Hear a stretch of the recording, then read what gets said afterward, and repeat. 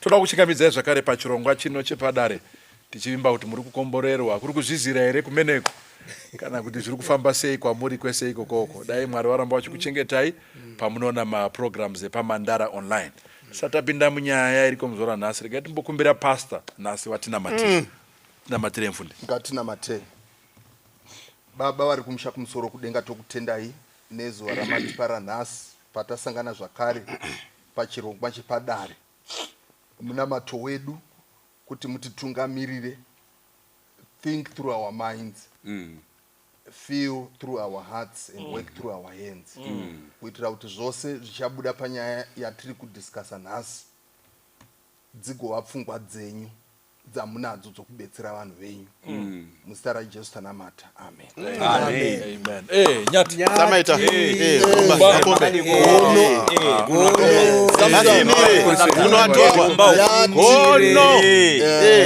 Zvakaoma. Bamaoresa mnandi patsenza. Tsenza land. Arisema minerals babikita. Tiri right. Lithium haichabudika manje. Yakutanga yapo. Mautanga mangwerera muno. Value. Moita murimo. Kwete haruru kuti business foreign currency tigadzire nyika. Hatisi kutamba. Aiwa musikuita zvokutamba tinotenda naizvozvo. Regai tambo tikwazise hama neshamwari titangire kuna Nyati. Makadini vatereri zita rangu retwa Tsikada muera Nyati musukuru wachipunza region 42 parusape mutunga gore paseri pamaoresa ipapo paseri paya ndo pamusha ndo patiri nyika yetsenza land Dumbeland nyika yakakomborwa yamaguta. As usual we want to acknowledge our Facebook group vanhu vanoona paFacebook vachikomenta. You are shaping how you want your program to be, and please keep the comments coming. Ana Sivon, Ana Sisi Olivia, Ana Yamanindi, and many others. May God bless you as you watch. Thank you. And kwasa watereri wose indinonzi Charles N Makombe weumba mubarwe Nyanguru tendera wanu chirima nemuromo mapadza tikapavaranda. Ndinopindira pa the Grange Church ndo pandinopindira ipapo. Ndinobva kwarusape kunyika nyoro ine tsenza madhumbe ine vanhu wakanaka mvura nyika imbosvikaiko muone zvatinotaura kuti tiri kunyeperera ndoko Zimbabwe saka ndikwazise mumwe muchinda wandakasangana naye anonzi Kumaro Leopold. Ndiri kukukwazisa hama yangu. Takasangana tikawa nemufaro. Ndiri kukwazisa padare pano. Ndobva ndakwazisa futi mainini wangu ini handikanganwiwa wangu. Ndiri kukwazisa murandakadzi uripo pa UK. Tinoziva kuti iwe neni takasanganiswa nekuda kwemukoma wako ndinofarira kwazvo. Anonzi Lydia Makombe. Thank you. Wakwazisa. Yes. Toda kukwazisai vateereri nechirongwa chepadare. Ini ndinoitwa coach Ernest Mupunga. Ndinopinda paMandara SDA Church kumusha kwangu kubikita. Saka nhasi uno ndoda kumbokwazisa vateereri vedu vari down under kuAustralia uko nekuNew Zealand. Tinowana maresponse akawanda, vamwe vakatengera mashetsi ekuti tiratidzike zvakanaka tiri padare. Uniform ine yatakapfeka iyi woko yangu yakavharwa nebhachi regai ndivhure.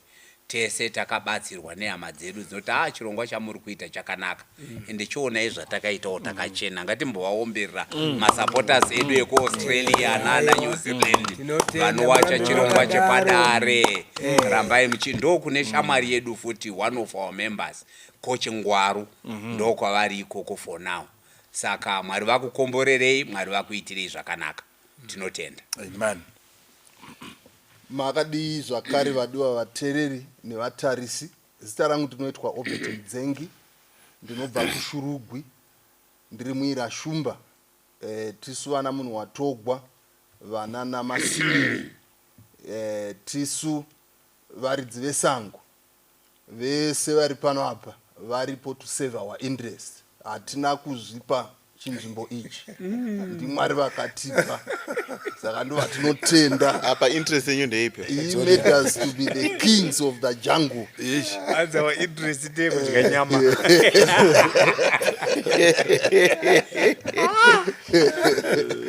Saka ndinoda kutenda. Ndepa nyama. Ndichikwazisa vose vaira shoko. Ndo kunobva mai vangu. Mwari vakukomborerei. Amen. Amen. Tinotenda ndoitwa Mudonhi, ndopindira paMandara Church, ndichibva kwaRusape. Kanyika kanodiwa naMwari. Unoona hama yangu kana usati wambosvika ndakumboita rukoko.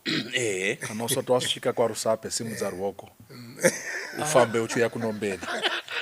Bata TV yako. Usati waenda nyika yakanaka. Chimbobata TV izvi. Uchaona tsenza dzinenge dzazara. Hallelujah. Wakutaura kuzada tengi nefyu. Ndoda kukwasisa hama dzose munhu wese anobva kwaRusape. May God bless you. Vese vanobva kune dzimwe nzvimbo dzose. May God remember you. Toda kuramba tichikunamatira tichikutendai nekuona chirongwa chino chepadare. Chirongwa chinofadza zvakadai. Now musoro wedu wenyaya nhasi uri kutiwo the wicked pastor. A wicked pastor. Ndiyo nyaya yatinayo nhasi. Veshona wicked tingati kudini. Pastor vakashata. Uyu ndisatani wamfundisa. Okay. Something that is wicked. Regaiti tiverengerwe nyaya yedu yakanyorwa nemutendi. Hans, I got married to my husband 17 years ago, and we have been blessed by a happy and beautiful family. My husband is a pastor to everyone else but me. What do I mean?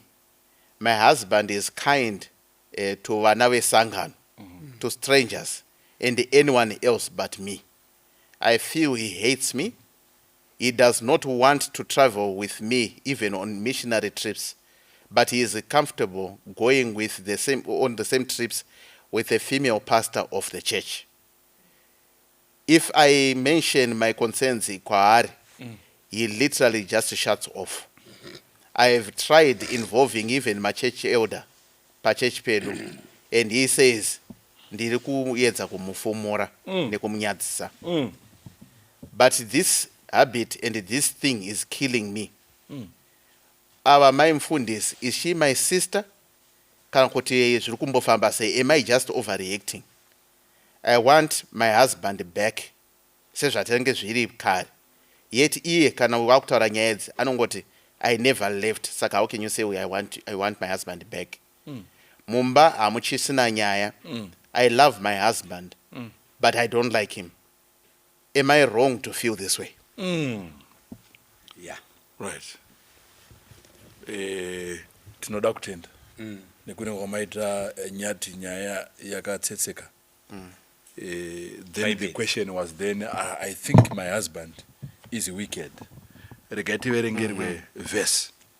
Bible rinoti iro kuna vaEfeso chitsauko 5 verse ndeya 25.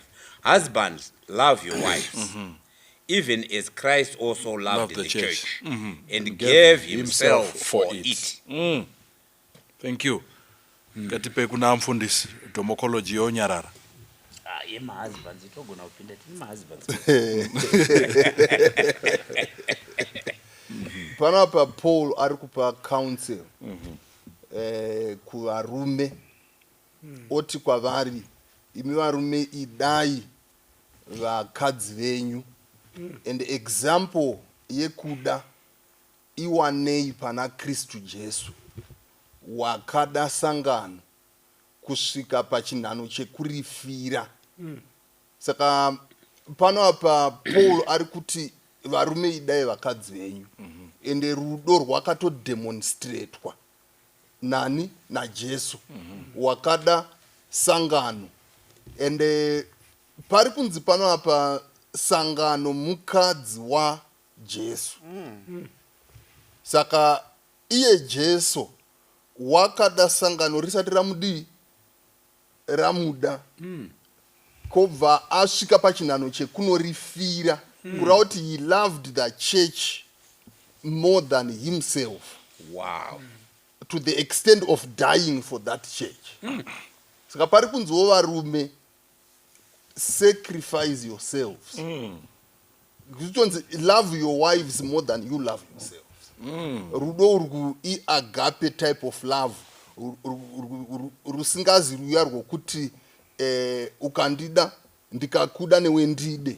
Runo expecta a return. Right. Kungoda, it's loving to love, not loving to be loved back. It's sacrificial love, which even goes beyond normal expectation. Thank you so much. Ndofunga patanga tichimbodiscussa tambobata tichida kungombovunza kuti kune here chinotonzi wicked pastor.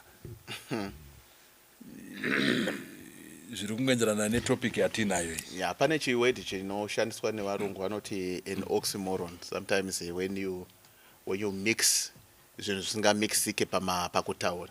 You want to think that a pastor is the most noble among us, a man of God, like Wagono says. Munhu waMwari ane attributes akanaka. But when you then mix kuti munhu akadaro ari kuexpectika kuti ane a presence in society that is esteemed well by anyone and everyone. Kana akuzonzi akudescribeka as wicked. Yeah, panenge pakuita mubvunzo kuti zvafamba sei. Yeah, saka kuti wicked na pastor handi mashoko anofana kufambidzana. You'd rather say what a good pastor, a kind pastor. That's how we describe our pastors. A loving pastor. A loving pastor. Yeah, wicked is a very strong. It's a very strong sentiment of describing anyone, a pastor or otherwise. Thank you so much for that. Ndachidongowedzerawo mbijana samaita yekuti iyo tinombotaura tichiti isusu the best person anoziva munhu in any society is the spouse. Kana ari murume mukadzi wake ndiye anomuziva zviri nani. Kana ari mukadzi wake the vice versa. Saka ukaona mudzimai wacho ati this wicked pastor, who are we to question? Mukristo kawe ari kutoti vari kufambidzana ne female pastor. Iye ari pastor anoda everyone else except me, and hates me, and hates. That's the word. Those are very strong words. Saka kutaura kuti panenge kaunhu kanozoita kuti manzwi asingafanirwi kufambirana agume akufambirana nekuti uri kuita. Jesu aizoshandisa word rekuti hypocrites, achitaura vanhu vanotaura papulpit nezvavanoita in real life zvakapesana. Umba varume varungotaura zvavo vachitsanangura izvi, but ndafunga zvimwe kaini kuti kune vanotaura vachiti touch not the anointed. Aiwa, we are anointed. Aiwa, kana achitaura wari anointed wariko, but this one is not one of them. 2, he is not a pastor. He's just a person. It's pastor, it's a name. That's why bands are wicked. You can't associate one wamwari nemun are wicked as famizan. Okay, but how can we say he is wicked? He is wicked. Hold on, he is wicked because he hates his wife. He hates his wife. Wanoranemba anombikira anomitira zvose optaura kuti iwe hamudi. Inendiri kuti uyu haasi pastor ba uyu. Don't call him pastor uyu. He's not a pastor at all. Angofanana neni. Haasi pastor. Haasi munhu wamwari either. Ndokuti vanhu vamwari they don't behave like what he is behaving. Saka apiwa wrong title. Saka muri kuti mimi muna aiwa title unongopiwa. Do you know kuti elder vakanetsana nemudzimai wavo hasiri elder. Ekanditaure. Okay. Many pastors are not called. Watinotima pastor, they are not called into the service. They are not. Wakatsvaga mabasa. kana watsvaga basa you are not called waizwa zvakanaka. Elder was the same. Kune maelder anoda sangano rese asinga haasarudzi. Zvino uyu manje uyu wamuri kuti pastor uyu, how can you then take another female kuenda naye kubasa uchisiya mudzimai wako? Because mapastors tina pastor wedu ari panapa. I think in most cases arifamba nemudzimai wake kana achienda kuma, unless kusingadiwa hawo kumadzimai. No, this one is a wicked pastor, baba. Ya mapedza umba. Thank you. Nyati, mombopinda ipapa. Okay, my story manyorerwa yaitwa ine ma titles are in certain interesting spaces. Mukadzi mai vari kunyora vachiti my husband, that's the introduction of 17 years. Works, his occupation is a pastor. But challenge and I first problem there, he seems good at his pastoral work with everyone else Except his wife. Saka pane husband ne ufundisi tanga chanda batapa kuti kana mfundisi wari kumba ndimfundisi here kana kuti ndi baba kumba, ndi husband kumba here kana kuti ndi pastor kumba. Saka mai ava vari kutiwo she feels the pastoral work seems to be a domain for other people. She wants to feel the tenderness of mfundisi when he attends ma situations and ma circumstances evamwe vari kuti vari kuuya maybe pane zvisina kufamba zvakanaka, munhu arwadziwa, munhu ari kuchema, mfundisi takes his time, he hears out the person, he counsels, he prays with the person, and he attends patiently, consistently, and etc. He's a good pastor in that area. Saka mai vari kuti it looks like kuti when I go through experiences of life and I'm wanting to have that tenderness in approach from him, from mfundisi wangu, and also from my husband. My husband, it doesn't seem to extend that sort of personal touch one day. Saka dakuita muvhunzo kuti vanondida here, and she uses a very strong word to describe what she feels about that. She says kuti she hates me. Then pekupedzisira she speaks about ma trips ebus. Ababa pavari kuenda kubasa, missionary work, basa rekutumwa nekereke.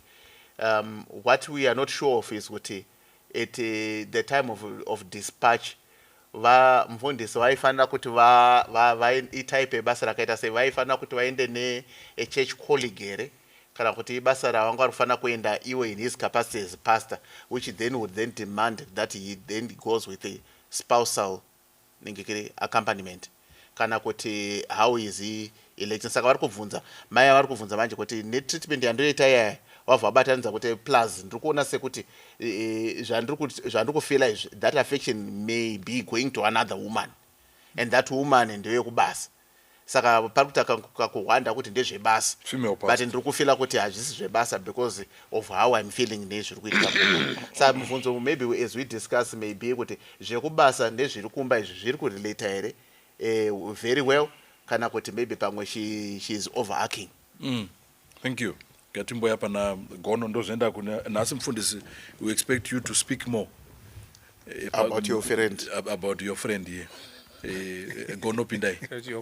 Your two friends. Pane question here to address. Yes, my husband is a pastor to everyone else, but not me. Zviri kuereza. Yeah, kana watodaro wafaila duty, watova hypocrite, watopretender. Correct. The first and foremost member yako mudzimai wako. Come on. Yes, she is your wife, admittedly. Kana muri kumba, muri baba na mai, as Nyati has correctly said. But at the same time, kana paine ma issues are spiritual. Ndiwo unofanwa kutomubatsira. Because ndiwe murume wacho. Munonamata mese, devotion in the morning, devotion in the evening. So you should really be that. Kana wakuonekwa uri pastor to all other people, indosaona upastor wako. And I don't think this woman kuti she is overreacting, kana kuti she is oversensitive, kana kuti she is a kind of too possessive. I think she is mature enough from she seems like she has given enough examples for me to be able to say kuti kana zvakadai hazvifanirwi kudaro. Nekuti apa example number 1 yenzendo dzaanofamba with another female pastor. Ipapo ndo patodhingura chikero kuti probably humba zvavanga vachitaura kuti no uyu handifungi kuti akadaidzwa, uyu handifungi kuti ndipastor, tingamuti pastor. Nechikonzero chokuti already this appears nekuti kana uri munhu waMwari, you don't want to do things zvinoita kuti vanhu vafungire. And in this case, yes, haana hake chaataura mudzimai kuti ndine zvandakaona. But that appearance of evil indinazvo. Pane zvamuri kufungira here, itai pamuri kufungira tipaone. Indiri kufungira kuti this wicked pastor atova naaffair namai another pastor uyu. Correct. Ndo zvandiri kufungira. I might be wrong, but ndo zvandiri kufungira. Kufamba kwavo hakuzi right. And number 2 chandibata ndechekuti icho. Mukadzi when she says tadi kuadresa nyaya iyi, iye anobva aita dismiss, haadi kuti itaurwe, haadi kuti zvikurukurwe. Number 3 akachiti okay fine, let me appeal to other people who work closer to you, my elders muchechi, onzi wakundifumura. Come on. But is he not justified, pastor? Iri basa iri sangano ndo rinotoremedza mufundisi nema problems nema challenges because munhu akazvipira kuita upastor kutungamirira sangano. And is it not also possible that pamwe mudzimai anogona kunge sapastor akufira kunge mudzimai ari kuda kudzora missionary work spirit kuti spirit kuitwa nemukadzi uyu haiziye vanhu vanoda kuti zvoni inoda kuenda kumissionary iyo kuti zvoni ngatimbogarai, let's go out, let's have time to this. Inoda kunoshandira Mwari, kana tasvika ikoko wakuti ndakuda kudzoka. Indine 3 weeks ndiri pamissionary. Kana iri missionary work yacho, it seems like ndeye kutoenda tumazuva ka. Haisiri one day. Haisiri home visit. Yes, haisi home visit. Missionary yekuenda kumissionary kune imwe nyika potse. Yes, with a female pastor. Yes, ndimi yenyu amadzana. Yes, mfundisi. I think situation paita madzimai matatu with a female church work. Matatu here. Matatu vacho vanotaura vanovaziva. Mukadzi wokutanga panapa ndiye mukadzi wapastor uyu. Mukadzi wechi2 ichechi. Mukadzi wechi3 ndi female pastor. Saka normally since even church atori mukadzi, Bible rati wa Kristu. Kurwa kuti Kristu zvaanoitira sangano ndo zvinofanira kuitirwa vakadzi nevarume. That's why Paul achiti imi varume idai vakadzi venyu sekuda kwakaita Kristu church. Saka chiri panapa ndechekuti uyu ari kuti murume wangu zvaanofanira kunge achindiitira ari kuzviitira church. Ari kuda church kupfuura kundida ini. Ari more affectionate to the church more than he is affectionate to me.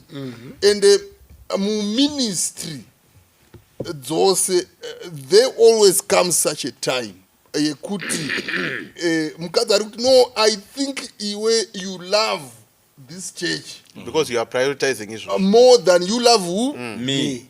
More than you love me. Yet mukadzi ari kumba ari kuda kuti ini ndinofanira kuita nambani 1 kupfuura vamwe vakadzi vose. But iwo akuda mukadzi uyo anova sangano kupfuura ini, kureva kuti ini handichina kunyanya kukosha. Saka patova nekajerasi karipo. But musituation iyoyo pochiuya this female pastor uyo ari kuti hatingaindi tose newe mudzimai wangu kumamissionary trip, but ari kuinda neuyu. Saka wetatu uyu anobva acomplicata everything. Ochiti maybe even affection yanafanira kuwana imwe uri kuindisa kuchechi, imwe wakuindisa kuda female pastor. Inini now I am confused. Yes, I love you but I don't like you. Saka tingati female pastor vari kuita in affair here count she's a victim of circumstance. She's a victim. We don't have any evidence. Yeah. Except kana asamufungire except kana vamufunga vachitaridzwa.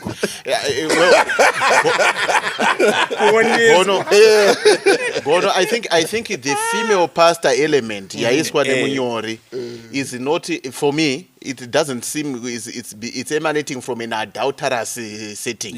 Okay. I think what she's putting it kuti kubasa kwacho kunogona kutoendeka nevanhu kadzi is illustrated by kuti anoenda nani a weak colleague who's also female. Yeah, but in England I'm going to have a problem yekuti pandiri kuti tiende tese, he doesn't see necessity yekuti I can also accompany him on his trips dzekubasa. Yeah, my missionary trips. And I think the lady who writes about it doesn't seem to say kuti there's anything sordid around the missionary trip. But the nature of the relationship yekumba is now seemingly spoiling everything else, and causing us to then paint a picture on everything else. Kuti nemhaka yekuti kumba kwaita problem saka everything else seems to be tainted by the problem yekumba. We are asiri missionary bao. Upi. Uyu. Basa rari kuita is not missionary. Uyu. Because ari kubva pane imwe church achienda pane ma missionaries ndo anoenda outside the country. We are asiri missionary ba uyu. Uyu murume uyu. Omunoti pastor is not a missionary. Zvaasiri kuda chete kufamba nemudzimai wake. Simple. Hey. Period. But mire wese mapastors asikadofamba nevakadzi. Hold on, iganibotanga wakakokwa mubasa. Wanofamba nemadzimai wavo kudzivirira appearance of evil. In brackets. In brackets. Kudzivirira perception yekuti ko. Ndo nyaya. That's why uyu mudzimai uyu manje uyu handirike. Kana achitaura kuti ari kufamba neuyu kauyu. She is right. Angafunge zvose. She is right. Though she is human. All right. Isipanapa tikanyeperana kuti ndofunga hapana zviri kuitika. Zvanzi kana tateerera tese zvakanaka. Zvanzi anoda wana wemusangano. Manzwa achitaura. Haikona varume. I think kuwasikana ikoko. Wana vesangano. Strangers. Anoda sangano. Anoda vanhu vesangano. Okay. Anoda, tomboti anoda sangano. Except here. That's why this word wicked fits well. All right. Amusikonere kuti zvani kungo imimi manzi muri kuparidza ku camp meeting August pastor. Pastor Makombe. Yes, correct. Anditika. Then makuda kusimuka kuenda ku Glen City. Mukadzi wenyu obva ati ndiri kunzwa mudumbu. Akusikurwara kuri serious. Anditika. But obva ngoti ndiri kunzwa mudumbu. I feel that don't go. If you love me. Aiwa. No, iyo haipindi hapa manje hapa. In mission. Ndakazwa kuti tafunge kuti kana munhu aine mission zvinogona kuitika izvozvo. Muma marriage. Not every day ka. Yes. No. It's a problem iri mumba. Would you go to preach? Andikaendika kana achirwara ari kurwara kana ndotogara. Mogara ka. Ndomuona ka. Kana araitika tochienda ku mission. Kubasa racho. Or maybe to say kuti whilst we obviously agree kuti in the best setting mufundisi ngafamba namai. Correct. As an example. Yeah, that's the best picture. Correct. Yeah, mufundisi wana mai. But wafundisi vese vanofamba nemadzimai awo all the time wachienda kuma commitments ebasa. Like you are saying okay meeting kana kuti use camp kana kuti nzvimbo dzese here dzatiri kuona vatungamiri vedu wezvemweya vachifamba vaina mai paside. And kana achifamba asina mai paside paina church worker female or maybe secretary. Can we then say that is unseemingly suggestive kuti ukama hwekumba unakumbira zvakanaka? Ndakugadzirisa imi munhu ari kutaura nyaya yake. Musa creator zvisina kutaurwa. Munhu ataura nyaya yake yemumba yaanoziva iye. Iri kuti baba vanoita basa rakanaka unless muri kuti zvese zvaanyora ifiction hazviko. Inini what I'm saying gono is kuti issue ya female pastor is if there was an adulterous issue around it, she would have said it. She didn't say right. that. We are putting information isipo. Okay, fine. Fine. Ngatimbosiya ya female pastor. Titi number 1, this guy haasi kuda mudzimai wake. Mukadzi ari kufila kunge haasi kudiwa. And apa my examples. Number 1 ataura kuti kana ndikareiza kuti aiwa I don't feel loved. Mufundisi wazviarticulate zvakanaka. Akatoenda kumaelders. Kuti number 1 waanofanirwa tiri pamadzimai ese ari matatu aya. Ndewake. Uyu wechipiri uyu ndewaKristu uyu. Atori nemurume wake. Kubasa. Handitika? Ndewechipiri ndewaKristu ane murume wake ndochechi. Handitika? Wake number 1 ndo anofanirwa kufila kuti ndaonzwa nerudo rwemurume wangu. Full stop. Saka ipapa ari kukoniwa. This wicked pastor. Number 2 ari kunzi iye. Yes, anogona kunga ari kuenda kubasa. Chiexplain aka zvakanaka. Kwete kuti awa ukaitaura nyaya yekuma elders wakundifumura. If it is an issue kuti munoziva the reason why my mind isingakwanisi kuenda nawo zvakati why are you not accountable to your own wife? Why are you refusing? Yes, waenda hako neuya ari more spiritual emission yekubasa hazvina adultery. Uya haasi kuda chete kuti angoti ndibve ndatoti because aenda nefemale zvakati. Isusu hatisi kudaro. But tiri kuti why don't you involve your wife in your missionary work yauri kuenda nayo? And iwo muri kutaura kuti yes vanogona kuti tikaona here mufundisi akauya aine a colleague wekuoffice tombotaura structure yekuma Adventist yatinoziva. Handiti kuna secretary kana kuti auya na women's ministry director iye ari ye president. Right, toti here vatova adulterers hatisi kudaro. Nechikonzero chekuti pane circumstances anoita kuti zvidaro. But it's not all the time. No. Iye kana achionawo kuti zvakadaro kokuti vaenda kuenda navo vari vatatu zvini. Mari wafundisi wana mari kan. Vachifandwa nani? Vachifandwa nani manje that bill. Because biri rangu rikufandwa vanhu tu waenda kubasa. Aiwa mawisa mari isipo. All right, regetinde pana. Mawisa mari. All right. Okay, thank you. Regetinde pana mfundisi. Mfundisi, do you think that it was right for my kuudza ma-elders panyaya ishi kumangarira mfundisi kuma-elders kuti akamhangara kuti kudii kuma-elders aimhangara kuti I may not know this because hanzo wakundifumura. It's like uri kuendesa ma-issues edu kuma-elders. What is the reason? Washaya here imwe way I think yekudila nenyaya iyi. Uzodzoka kudemocology. All right. I think I may not know structure yechurch yavo kuti yakamira sei. But zviri appropriate ndezvipi? Tauri ndipedze mozotaura. You can hold on. Hold on. Hold on now. Look now. Statement I don't know structure ye church yavo. Right.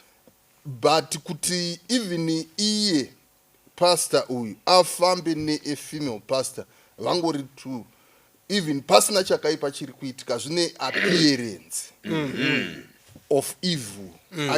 I don't think kuti it's the best Famba to do. Kana achitofamba ne a female pastor anotoda kufanira kutsvaga mumwe, a male or another female. Wavanofamba navo to diffuse the Famba appearance Correct. of evil. Yeah. Famba mfundisi. Yes. No pane imwe case ipapo. Saka I may not know kuti system yavo kuti like ku SDA kuna anonzi pastor of pastors.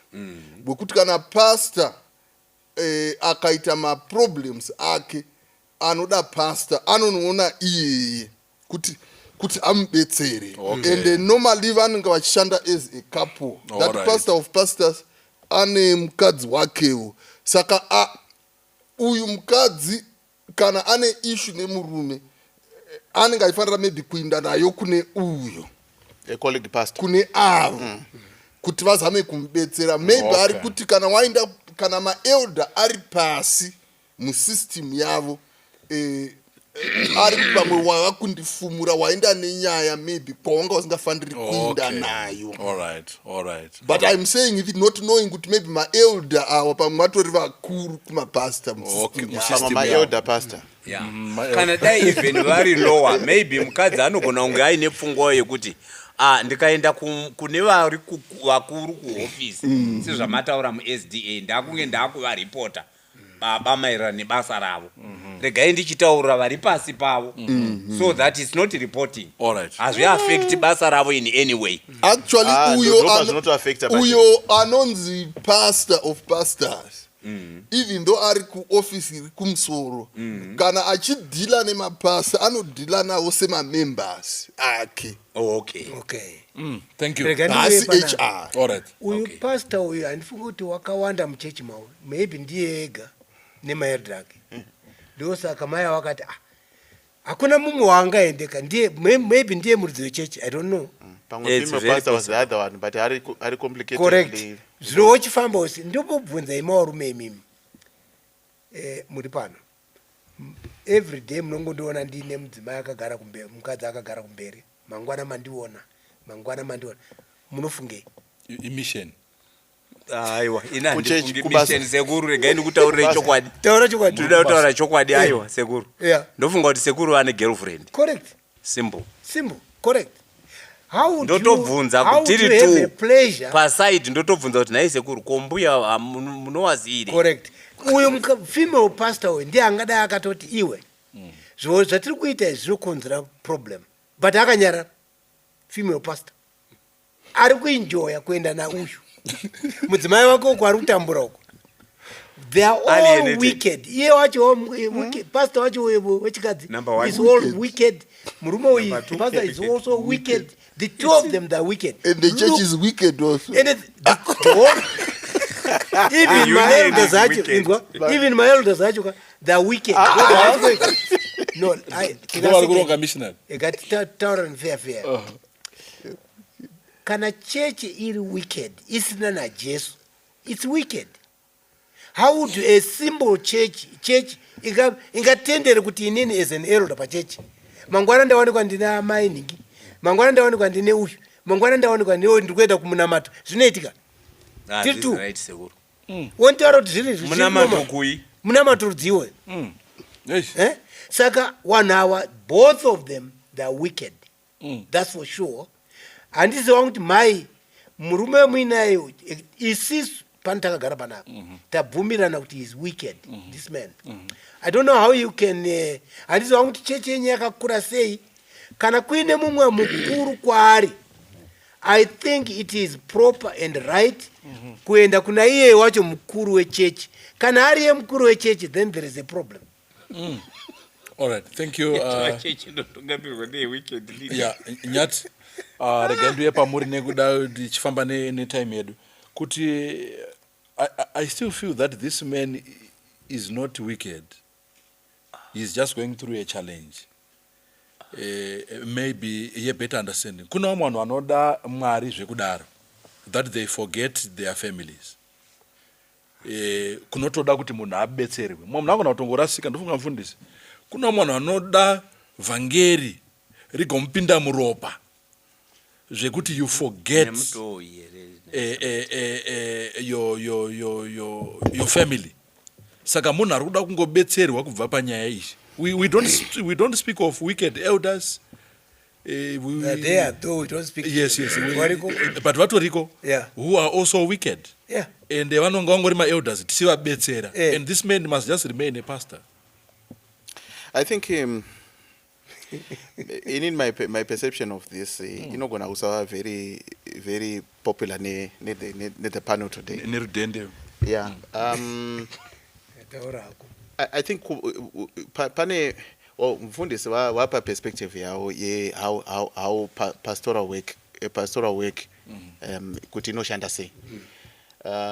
But the flip side yamboda kutaurwa na umba Makombe pekutanga when he was talking about what record nevanoenda kumabasa. It is also very possible kuti munhu anogona kuseva ine capacity on a basis of just an occupation. Unogona kutoita kuva mufundisi uchiita basa rako rechifundisi but usiri mufundisi. Amino kana tiri kugona kutsanangura usiri mufundisi pamoyo nepa iwe utone conviction yekuti Mwari asikatomboku recognize either. Ochifundisi unodai. Why I'm saying so handisi kuti ndo zvavari baba. Ndingoreva kuti it is possible kuti what we are getting down the later is a projecting on an experience. Maya vari kuti baba when he performs his role, I've seen him performing a role as a pastor. His counseling is good, he appears good, and one are happy with that. But I don't seem to be experiencing that same joy. That same joy. Iriku experience whenever arikuya kunzoko, which seemingly suggests what I'm telling the one to munhu andiri kuona anoita basa iri and he seems good at it. But I don't agree kuti he's actually good at it because my experience doesn't say so. Saka when I'm also then looking at it, it appears kuti there are also these aspects dziri paari. Saka the aspects dziri kumashure idzi ndikuona sekuti dziri kuprojector and trying to then explain my discomfort kwekutanga. The real issue for me in the letter is the issue iri mumba. The climate iri mumba. Ndo yari uncomfortable nayo. Iri kuita kuti when she then looks at the other variables dziri kuita kunge dziri kuprojector or dziri kukonzerwa. In other words, I'm now understanding why it is happening in Mumbai because this is happening and that is happening. Yet those things may not necessarily be related. I mean, if I'm communicating, they may not necessarily be related. They may be related, but they may also, it's also plausibly true, but they may not be related. It may be just what maybe the structure of the work. He could be structuring the work in such a way that he claims that the trip requires two, and to a work colleague and myself. Kana kuti it may be very true kuti maybe the structure of the work is actually demanding that. We do agree nepfunga yataura mufundisi kuti where possible you want to then create a climate yekuti you kana pakafungidzirwa panotsanangurika by another. If you then can have a second or third party involved, panotsanangura by another. Changoitika pa ndikuona sekuti ma issues akawanda aitwa bundled into the story. But like Gono says, it's difficult to then maybe support what I'm saying on basis of what she says, the marriage is fixed on a 17-year journey experience. This husband is my husband of 17 years. Saka zvandikutaura apa of what I'm experiencing now is not something chandiri kufungidzira. I've known this man for 17 years and there's something really amiss with my current experience. And then she then goes on to list that. So I think there are a lot of issues there, and the hypothesis can be true, but it also can be also very true. These things may be very independent of each other. Maybe not necessarily saying that they are innocent. It may be just a clumsy experience. It's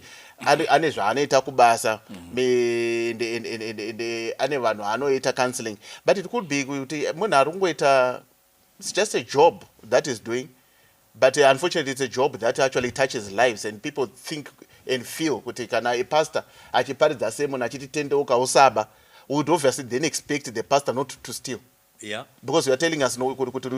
Yeah. If you tell us love your wives, we will then expect you to demonstrate that. Demonstrate it. Yeah. Saka mama I think the message preached at the pulpit and my experience at the variance. And because of that, I've reason to then bring it. And this could be Mumba. Thank you so much, Nyat. Chivaimangompa sasa ipai our advice. What would you say, and what would you say to this woman? Mukadzoita se akadzama elders zviramba vichiitika kana kuti topa advice kuna baba kuna pastor.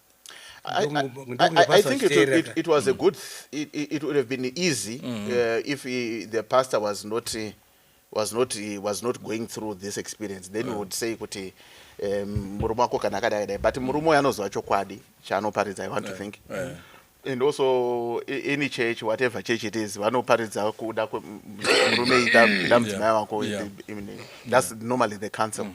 I think kana pakadai so, and she feels the way she's going through, I think she needs assistance from a counselor, from a coach. My elder kwa wakaenda, I don't think it was a very wise place to go. Yes, because it affects the work environment. It also affects the church environment, and also perceptions in Jimbo Yawachashan. And like Womba had thought to say, can I be one of those churches? Maybe it's not a big church, and then each church I think it can create a lot of problems, even in resolving it. So way to go, I would suggest with co-pastors, if there's a pastor in the area who can help them to sit down, and she then can also express how she's actually feeling. All right. But my family structures also are very handy. The only challenge in the equity, people have very high value and high thinking. Pastor Mumusha. Yeah, so when you then bring mfundisi, kuna baba mnini, kuna baba mkuru for discipline, more even it tends also to create complications. So I think what in this case, a colleague pastor would be the most ideal. Okay. Kana wachigona kuanek. All right. Like in our panel, we have a pastor, and if they are willing, that pastor I think can talk to the other pastor to pastor, and I'm sure. Thank you. A solution Thank you can be very found. much, Nyati. Ndakupa mkano wenyu. Then regeti pe kuna Humba. In your conclusion, what would you say? Now, inzwa mrandakadzi. Issue yako ukaramba uchingoti pastor ebudi. He is your husband, not a pastor. Kwa uri. True. So ungagone kuita involve the families. Do chokwadi chenda kutaura manji. Kuti look, murume uyu haasuda kufamba neni. Iye uchizotsanangurira why asi kufamba wese. Achizotora mukadzi mumwe achifamba naye. Talk to your family. Talk to the family yemurume yeyo. Kuti ndo dambudziko randinaro. Usati na pastor. Don't mention whether kuti pastor. My husband. Because he's not a pastor. He is your husband. Ndo chekutanga. Ukagona ipapo wagona. Because dambudziko rako urungoti pastor siyana nekuti pastor. He is your husband. Wadaro machenda kunani kana chechi ine murume wako ye iri yakati kurei nemapastors akawanda. Zvataurwa naNyati is true. Find another colleague yake kana kuti mukuru wechechi wacho wondoti ndo dambudziko randinaro ndizvo here nemurume wangu kuti zvandiri kana akuenda otora mumwe mukadzi oenda naye ndizvo here wachakutsanangurira the best way to go. Asi kana cheche iri yake una marriage counsel. Pane nyaya panapa toklasifaya kuti ma1 chienda kumhuri yekwababa yekumurume wako wotaura dambudziko rako wanomubatsira kuti no kana uchida kuti uwe respectable vanhu vasakufungire zvakawanda famba nemudzimai wako pabasa rako. Thank you. Gono. Yeah. I think my parting words ndeyekuti iwo maita enyu mai pastor kuuya nenyaya yenyu kudare tikaikurukura ndopa kurubatsiro runoti irwo zvataurwa nevamwe zvinogona ndoda kuwedzera pane izvozvo kuenda kuhama kuenda kufellow pastor asi imimiwo muri vaviri rambai musaita give up kuramba muchitaura nemurume wenyu the way you feel, because at the end of the day ndiye ane simba rekushanduka kuti aite zvinofanirwa kunge zvichiitwa sababa. Kuna pastor uyu wamati wicked pastor, munhu anotendeuka, takumukurukurai nyaya dzenyu nemudzimai wenyu munzwisise kuti ane tarisiro yezvaanotarisirawo mumarriage yake, saka mupei zvaanotarisira mumarriage yake. Kana paine zvikonzero zvinobatika, be open and discuss zvikonzero zvacho zvinobatika zvinoita kuti muzoenda namai another female pastor, because chatotona ndechekuti kana dai iri chechi yako utori nevamwe mapastor, because if she is saying female pastor, it already implies that there are other male pastors. Saka kana kunyange iri chechi yenyu, I think be humble enough and be able to sit down with your wife, we explain why you have to go on to these missions on your nemudzimai uyu. And also we don't know how always macases anoya kwatiri tinenge tisina information yese yakakwana.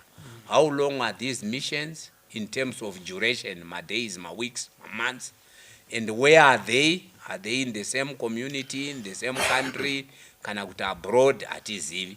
Saka whichever way it is, I think apanyatso buda picture yakanaka kunemi mufundisi kuti murambe muchienda nemudzimai nemunhu wechidzimai even ari mufundisi mukati mesangano whether riri renyu kana kuti sangano rinotungamirirwawo noumwe munhu.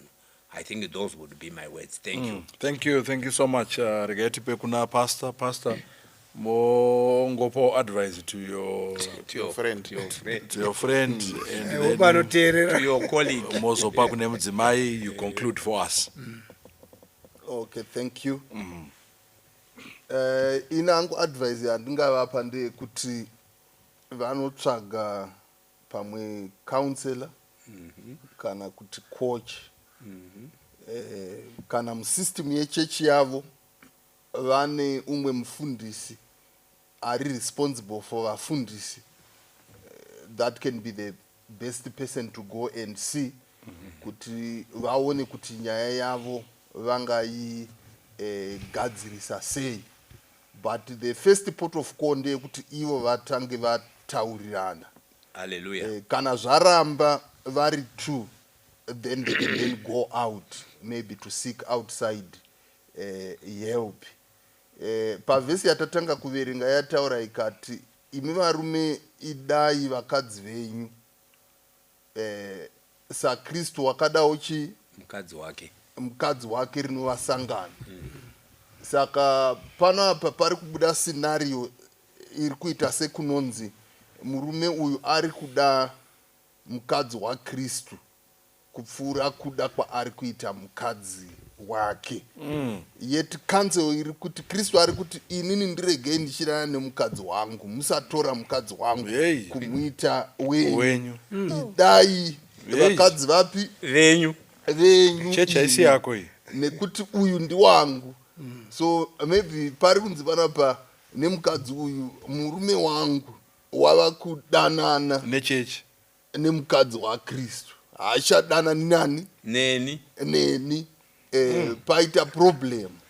Then kobva pachiuya the other female pastor again, it then complicates the